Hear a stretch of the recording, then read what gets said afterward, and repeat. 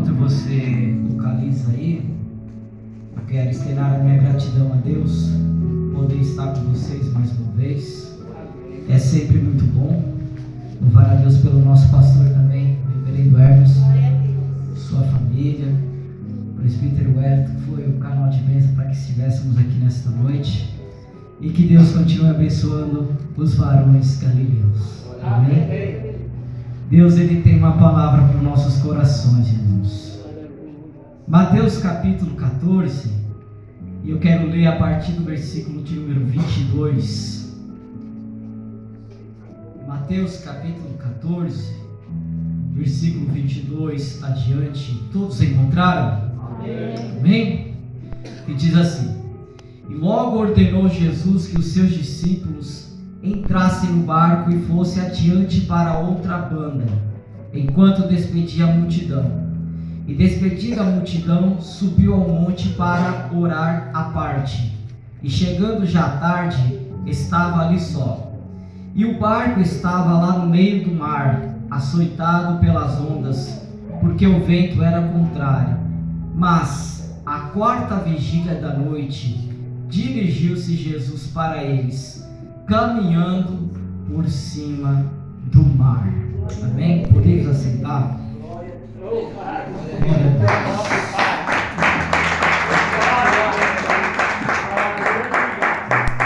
Você que entrou nesta noite pedindo a Deus algo por algum tempo, pode ter certeza que Deus ele tem uma resposta para você nesta noite.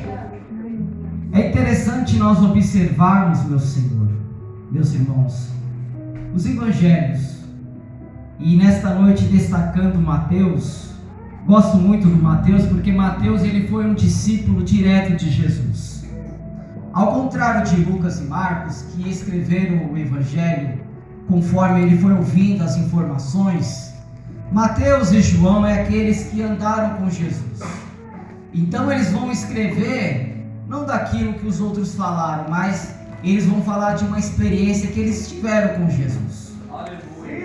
E é interessante, meus irmãos, que Mateus, quando ele escreve isso, ele vai escrever depois de muitos anos do que já tinha acontecido. E olhando para o ministério de Jesus, a gente vai ver, meus irmãos, que o ministério de Jesus ele era acompanhado por multidões. Todos queriam estar perto de Jesus. E não é o contrário dos dias de hoje. Todos nós queremos estar perto de Jesus. Nós não estamos vendo Ele. Eu tenho certeza que vocês não estão vendo Jesus, mas nós sentimos a presença dele, porque Ele está em nosso meio. Eu gosto muito que Mateus ele fala no capítulo 28, versículo 19, a parte B, uma promessa de Jesus dizendo: E eis que estarei convosco todos os dias. Então todos os dias Jesus está presente em nossa vida. Jesus não é aquele nosso amigo interesseiro que só está em momentos bons. Jesus, Ele está em todos os momentos da nossa vida. Em todas as fases da nossa vida, Jesus Ele está presente. Até mesmo nos dias de angústia, de tribulações, Jesus Ele está presente conosco. Tanto é a prova disso que ao decorrer deste ano, o mês que nós estamos, ainda no mês de maio, muitas das vezes a gente pensamos em parar, em desistir da nossa caminhada, mas Jesus, Ele sempre estendeu as suas mãos, nos fortalecendo na presença dEle. Por isso nós estamos aqui nesta noite, adorando a Ele. E é interessante o ministério terreno de Jesus, meus irmãos, que na caminhada que Ele fez nessa terra, as pessoas acompanhavam Ele. As pessoas viram Jesus fazer milagre. As pessoas acompanharam a pregação de Jesus. Só que em alguns momentos Jesus queria ter um particular com os discípulos. E Jesus às vezes faz isso, meus irmãos. Todos aqueles que são discípulos de Jesus, Jesus às vezes coloca em uma situação para provar que Ele é grande em nossas vidas. Jesus, quando Ele está em um certo momento, Ele vai multiplicar pela primeira vez os pães. E a gente acompanha isso com mais clareza em João capítulo 6. E é interessante, meus irmãos, que Jesus, Ele estava no deserto pregando para uma grande multidão. Tanto é que em João capítulo 6 vai falar que era uma grande multidão. segundo alguns estudiosos da Bíblia, vai apontar que ali havia mais ou menos entre 15 mil pessoas que acompanhavam o ministério de Jesus. Então imagine, Jesus pregando no deserto para um número aproximadamente de 15 mil pessoas, fora os seus discípulos. E é tão interessante que o povo não se cansava de Jesus. As pessoas queriam ouvir Jesus pregar. E é interessante, irmãos, que Jesus, ele vai olhar para aquela multidão, e é interessante que Jesus vai sentir pena daquelas pessoas, porque estavam no deserto e aquelas pessoas estavam desde cedo acompanhando Jesus. Então aquelas pessoas estavam famintas, aquelas pessoas necessitavam de alimento. E é interessante que Jesus vai olhar para os seus discípulos e vai perguntar: vocês têm alguma coisa de comer para essa multidão? Alguém dos discípulos disse: nem 200 denários poderia comprar pão para toda essa multidão, pois a multidão é grande. E é interessante que Jesus, em João capítulo 6, ele fala isso para testar os discípulos. Observe que Jesus está sempre provando quem é discípulo.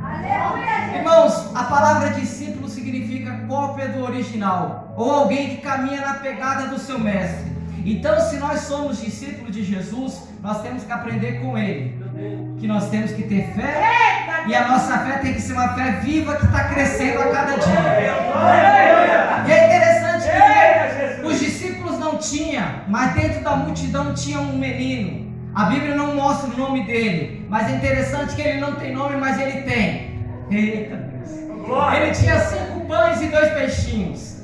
Eu não vou entrar em detalhe porque não é meu ponto nessa noite falar sobre os 5 pães e os 2 peixinhos, mas é interessante que quando colocaram na mão de Jesus 5 pães e 2 peixinhos, na mão do menino, na mão dos discípulos não tinha serventia, mas quando colocaram na mão de Jesus,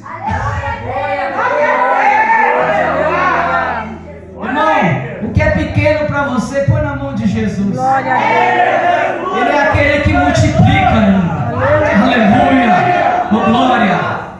E é interessante, irmãos, que ele levanta da graça e multiplica. Os discípulos saem distribuindo. E é interessante que depois você pode se atentar, principalmente em João capítulo 6, que haviam 5 pães e 2 peixinhos. Mas é interessante que quando sobra somente pão, não sobra peixe.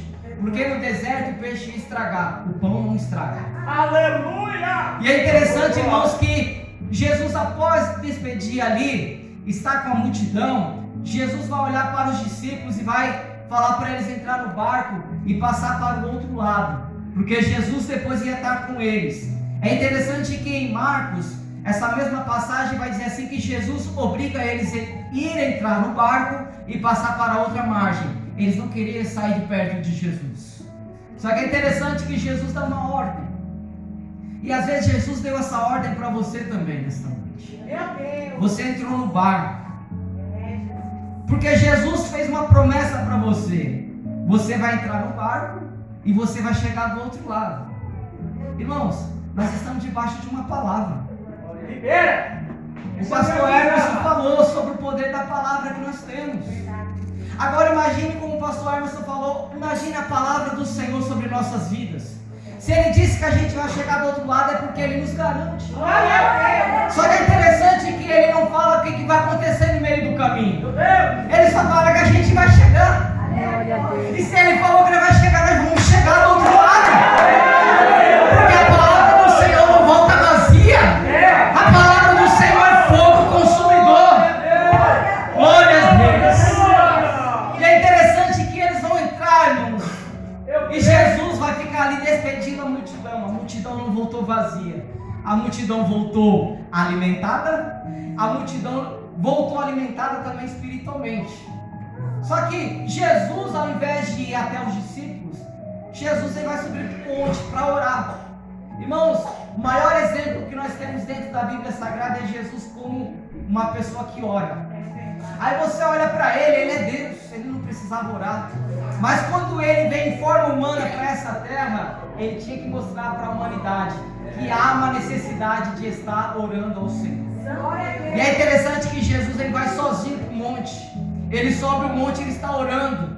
Só que a oração, ela vai se prolongando. Irmãos, oração não é sacrifício. Eita, A oração você não pode ter na sua vida como um sacrifício. Porque sacrifício é aquilo que dói. E a gente, para ter comunhão com Deus, não precisa ter esse sacrifício. Não é verdade? Que em 1 Tessalonicenses capítulo 5, versículo 16 ou 17, se não me falha a memória, Paulo escreveu dizendo assim: orai sem cessar. Então em todo tempo nós estamos orando. Em todo tempo nós estamos em comunhão com Deus. Porque para a gente entrar no céu, a gente temos que ter comunhão com Ele. Se a gente não fala com o Senhor aqui nessa terra, o que a gente vai fazer lá no céu? Se aqui a gente não tem comunhão com Ele. É verdade? E Ele quer ter comunhão conosco, porque vocês cantaram aqui que mesmo o homem sendo colocado para fora do jardim, Deus ainda tinha no coração. glória a Deus. Aleluia, Jesus. Só que os discípulos, meus irmãos, estão ausentes de Jesus. Jesus não está presente naquele momento. Só que é interessante que a Bíblia diz que se levantou um vento que veio de lá para cá. Então o vento, ele é ao contrário. Ele veio para impedir, porque Jesus disse: vocês vão chegar do outro lado, mas o vento veio de lá para cá. Só que é interessante, irmãos, que eles estão lutando ali. E é interessante que Mateus vai dizer assim, que o barco era açoitado. Irmãos, essa palavra açoitado significa que as ondas, quando batiam no barco, ela vinha quebrando as madeiras do barco. Então a intenção do inimigo não era somente afundar, mas era matar os discípulos. Os discípulos estão desesperados no mar. E agora o que a gente vai fazer? Jesus não está conosco agora neste momento. Só que é interessante que os olhos do Senhor nunca se fechou para os discípulos. Jesus está orando no monte, mas os seus olhos estão fitados lá no mar. Jesus está vendo o que está acontecendo. E eu quero te dizer nesta noite que você não está sozinho neste vale. Eu quero te dizer nesta noite que os olhos do Senhor estão sobre a sua vida, sobre a sua família. Que não tem nada perdido. Mesmo que o vento seja contrário, querendo te destruir, querendo te matar, querendo dizer que as promessas que Deus fez para a sua vida vai acabar nesse ano, está enganado. Porque fiel é aquele que nos prometeu. Se Ele disse que a tua família vai ser salva, creia na palavra dEle. Não desista, porque Ele é fiel para cumprir o que Ele prometeu. Aleluia, Jesus. Glória a Deus. Eu não sei o que os discípulos estavam fazendo no barco, com certeza estavam lutando. Não desistiram. Só que Jesus está vindo. Oh, glória a Deus. Aleluia.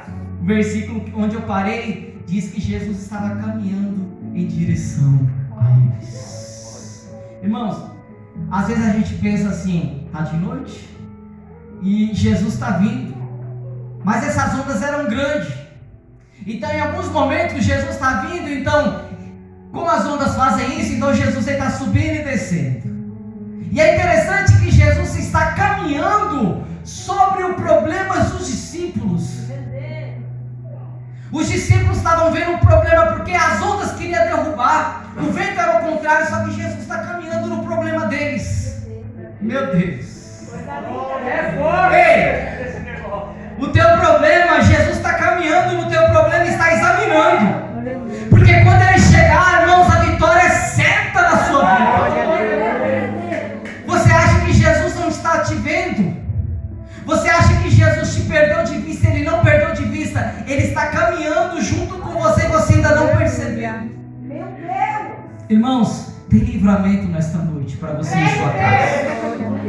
Glória a Deus. E é interessante, irmãos, que Jesus está vindo. E eu gosto disso porque Jesus está vindo. Ele está vindo. Ele é o teu socorro bem presente na hora da angústia. Aleluia. E é interessante que quando os discípulos avistaram, irmãos, eles ficaram com medo. Segundo a cultura da época dos pescadores, se eles estivessem numa situação como eles estavam, e eles vissem um fantasma, era sinal que eles iam morrer. Por isso que quando eles viram, gritaram e ficaram com medo, porque eles pensaram: o nosso fim acabou para nós. Só que mal sabia eles, quem estava chegando era Jesus de Nazaré. E quando Jesus chega, irmãos, Jesus vai falar assim: ei, sou eu, não tem mais, fiquem calmos. Só que Pedro, irmãos, o Pedro ele vai olhar e vai falar assim: se é o Senhor mesmo, eu quero ir contigo andando sobre as águas. Olha que prova, hein? Será que Pedro tem fé? Irmãos, aqui eu ponho um ponto aqui e ponho um destaque. Jesus nunca mandou descer do barco. O Pedro quis descer. Porque no começo da caminhada ali, Jesus falou assim: vocês vão entrar no barco e vocês vão descer do outro lado. Não era no meio do caminho. Só que Pedro falou: eu quero descer. E às vezes Jesus permite a gente descer. E quando Pedro ele sai das águas, sai do barco, que vai caminhar nas águas, irmãos, o mar não está tranquilo, o mar está agitado. Além do mar estar agitado, tem vento forte. A Bíblia diz que era a quarta vigília da noite. Existem 4 vigílias para os judeus. E aqui nesse horário é das 4 às 6 da manhã. Então Jesus ele chega entre as 4 às 6 da manhã até os discípulos. E é interessante, irmãos, que Pedro está caminhando. Pedro está caminhando sobre as águas. Eu já vi muito pregador criticando Pedro, mas nenhum de nós podemos criticar Pedro, porque nós nunca caminhamos sobre as águas. Não é verdade? Os pregadores se emocionam, ficam criticando Pedro, mas manda ele caminhar sobre as águas. Esse rio aí que passa aí, manda ele caminhar sobre aquela água, se ele consegue. Não tem ninguém que consiga caminhar sobre as águas. Pedro caminhou sobre as águas. Só que tem um problema. Ele estava indo bem. Por que ele estava indo bem? Porque ele estava olhando para Jesus. Irmãos, isso aqui é para todos nós. Enquanto nós permanecemos nessa caminhada olhando para Jesus, nós não sentiremos o vento, nós não sentiremos o medo, nós continuaremos caminhando, porque às vezes Deus coloca a gente para caminhar sobre as águas. Só que é interessante, irmãos, que a Bíblia vai dizer: e Pedro, agora olhando para o vento, ele vai começar a sentir medo. E quando ele para de olhar para Jesus, ele começa agora a afundar. Meu Deus. Só que é interessante, irmãos, que quando Pedro começa a afundar, ele vai fazer a oração mais rápida da Bíblia e a oração mais respondida, a oração mais rápida, mas também é mais respondida, que é de imediato. Ele vai agora olhar para Jesus afundando, perto de Jesus, e vai falar: Senhor, socorre-me, porque estou afundando. Irmãos, quando ele fala isso, ele vai ver uma mão agora, pegando ele pela mão.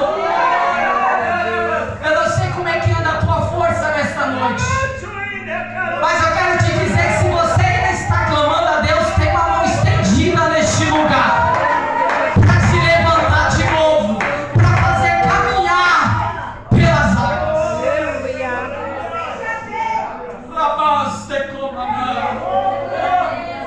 Aleluia, Jesus.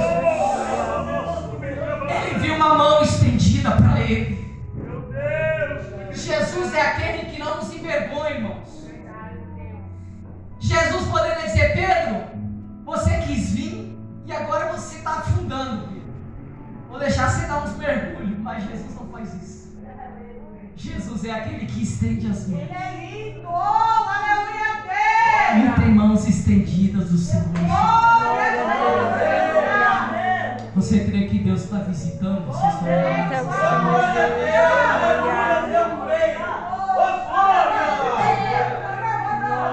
Você crê que Deus está visitando aqueles que caíram?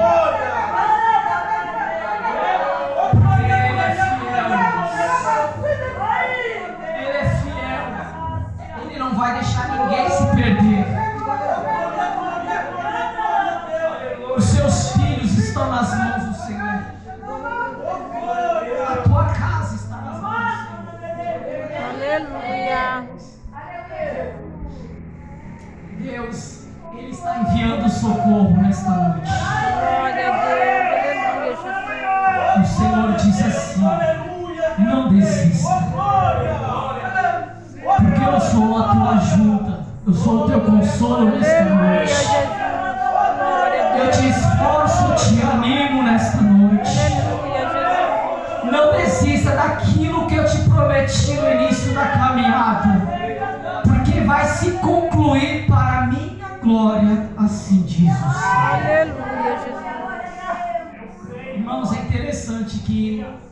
Jesus pega Pedro, perdendo a voz. E quando ele pega Pedro, ele vai segurar nas mãos de Pedro e ele vai caminhar para o barco agora com Pedro. Eu imagino os outros discípulos olhando, falando: ele teve coragem, ele afundou, mas está andando com Jesus. Glória a Deus. Irmãos, não importa a situação que você chegou aqui nesta noite, saiba que você não vai voltar sozinho para a tua casa. Porque isso envolve a vida espiritual também. Eu não sei como é que anda a tua vida espiritual, mas eu quero te dizer que Ele é aquele que te abraça nesta noite. É aquele que renova suas forças para chegar lá do outro lado. Porque quando nós chegarmos do outro lado, irmãos, nós vamos cantar o hino da vitória. Aleluia. Nós iremos dizer: valeu a pena. Glória a Deus. Para eles durar uma noite, nós não sabemos qual tempo nós vamos chegar. Mas uma coisa é certa: nós vamos chegar do outro lado. Aleluia, Jesus. Glória a Deus. Esses discípulos começaram, quando eles entram no barco, eles entraram sozinhos. Mas no meio do caminho, Jesus entrou no barco. E quando Jesus entrou no barco, Jesus repreendeu o vento e acalmou o mar. Irmãos, Deus está acalmando coisas na sua vida nessa noite. E Deus me leva para um outro lado agora, porque quando a gente fala de barco e casa na Bíblia, a gente também pode aplicar como vida espiritual. A tua vida aí dentro pode estar um turbulão. Você pode estar com uma luta espiritual terrível dentro de você nesta noite. Se levantou muita coisa dentro de você, e eu falo: a pior luta que nós temos é a luta interna, não é externa, pastor. O pastor sabe disso. A pior luta é aquela que ninguém vê. Às vezes a gente está sorrindo, está cantando até dentro da igreja, mas somente Deus com seus olhos pode contemplar a luta que está dentro de nós. A tristeza, a angústia, quem sabe a depressão querendo bater aí. Só que no nome de Jesus, eu repreendo toda a fúria do inimigo sobre a tua vida. Porque o Senhor nos chamou para a liberdade. Nós somos casa e morada do Espírito Santo. E nesta noite o Espírito Santo de Deus, Ele te renova as suas forças. Porque não há ferramenta preparada para o inimigo que vai te destruir a tua vida espiritual. Porque quem mora dentro de você é o Espírito Santo de Deus, e Ele tem ciúmes de você. Deus está fazendo cessar o vento grande dentro de vida de crentes aqui, meu pastor. Tem gente lutando dentro, meu querido. Tem gente que está numa luta terrível dentro de si. Mas o Senhor está dizendo: eu acalmo este vento que está dentro de você. Eu te coloco alegria, eu te coloco um sorriso na tua vida nesta noite. Você não vai sair daqui como você chegou. Você vai sair daqui cantando o hino da vitória.